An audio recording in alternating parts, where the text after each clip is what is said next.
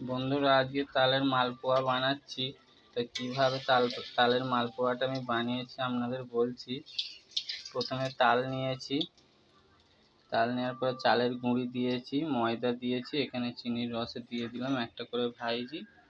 চিনির রসে ভেজাচ্ছি, বেশিক্ষণ রাখলে নরম হয়ে যাবে, তাই একটু ভিজিয়ে তুলে নেব।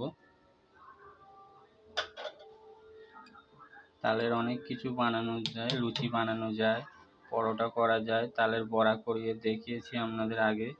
আজকে তালের মালপোয়া বানাচ্ছি।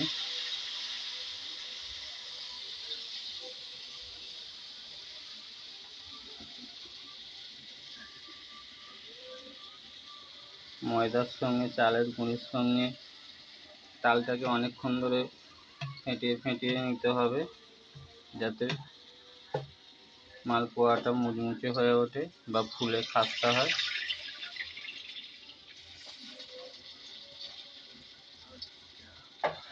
যত ফুলবে ভিতরে রসটা ঢুকলে খেতে ভালো লাগবে। এখানে ভিজে দেওয়া হয়েছে, দেখি ওটা ভিজেছে কি না। এখনো ভেজেনি, শক্ত আছে। তো আপনাদের একদিন তালের পিঠে বানিয়ে দেখাবো যে তালের পিঠে কিভাবে করে। এখানে দেখুন কতটা নরম হয়েছে, আপনারা দেখলে বুঝতে পারবেন। পুরো দোকানে যেরকম বিক্রি হয় মালপোয়া ওরকমই হয়েছে। কালো জিরে দিয়েছি। আপনাদের তো আর খাওয়াতে পারবো না, দেখিয়ে দিচ্ছি, আপনারা বাড়িতে বানিয়ে করে খাবেন। আর ভিডিওটা যদি ভালো লাগে একটা লাইক করবেন।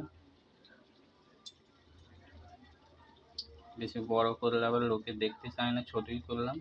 তা রাখছি এখন।